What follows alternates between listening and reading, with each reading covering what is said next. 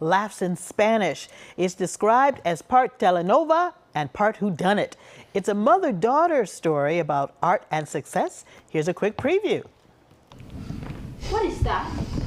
Guava. Guava? This is what home smells like to me. Guava. Que rico! Are you kidding me? Hey, where's the invoice? What's wrong? This isn't what I ordered. I can't serve pastelitos. This isn't Junior's confirmation party. I am trying to get people with money to come in here. And what? I'm gonna serve them what? Straight food? Hey.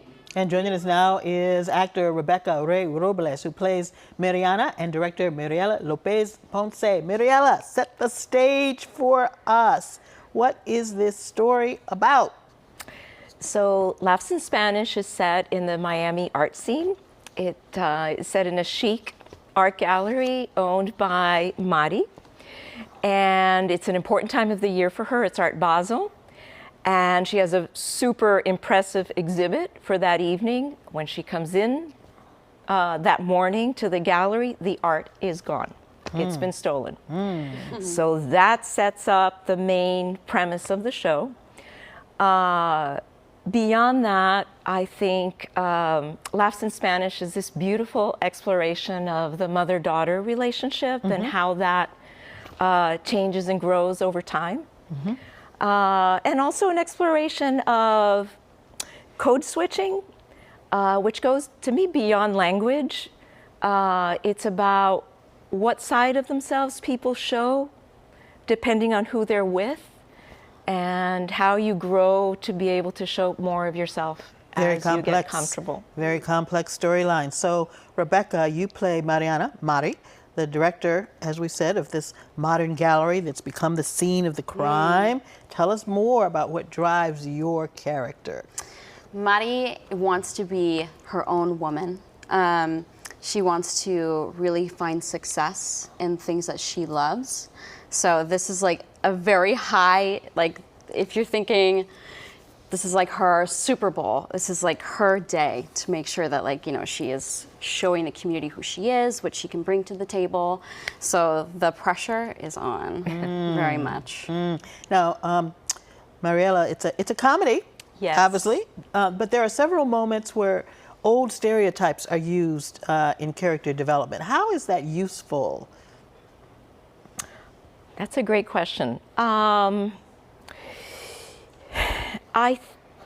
So I would say they might seem to be stereotypes at times, but I think they're indications of a person's cultural background, a person's personal experience. And what you see, I think what's interesting to see is how in relationship to another character, those aspects of the person get explored and maybe developed. So you might not choose the word stereotype then in this situation? You might, right? How would you describe it? So I would go back to that idea of code switching, which includes, of course, language, but I think code switching also includes aspects of culture, aspects of what you're comfortable letting people know depending on in whose company you are. So tell us about the significance of the play's title, Laughs in Spanish. That's a great question. It's one of my favorite things about the play because my first language is Spanish. I'm bilingual. And I do realize that that laugh sounds slightly different depending on what your native tongue is. I think it's because we use vowels sometimes when we laugh, and you hear a little bit of your language's use of vowels. But in the end, you know, whatever language you laugh in, I think you'll be touched by this show, and it's hilariously funny. Okay. Beautiful script. Okay. So Rebecca, there's a lot of diversity within the Latino community. You're from California. This play takes place in Miami. What are some of the ways that you brought your own background to this role, and in what ways were you taking on another culture? I know Mariana and I, we talked about this. my mom is from Jalisco. So I think in regards to like the mother-daughter relationship, I related so much when I first initially read this play. A lot of just the dynamics I brought in from my own personal experience. Some of the conversations that happen in this play, I have had with my mother. Okay. The hilarious, like the heartfelt, the deep, the serious. So I brought, truthfully, like a lot of personal experience. I kind of really just kind of delved into just like some, you know, just like memories and things. And yeah, I think it truly does for me. I think this is like something that I live in. Like this is who I am, I think, a little bit. Like this type of relationship it's very real. So yeah, that's just something that I bring in. I think specifically the mother-daughter relationship is truly the center. Rebecca, you graduated from the Boston Conservatory at Berkeley and became part of the city's theater community. Do you see Latino culture represented on stage in meaningful ways? And are there enough productions that focus on issues that impact the Latino community?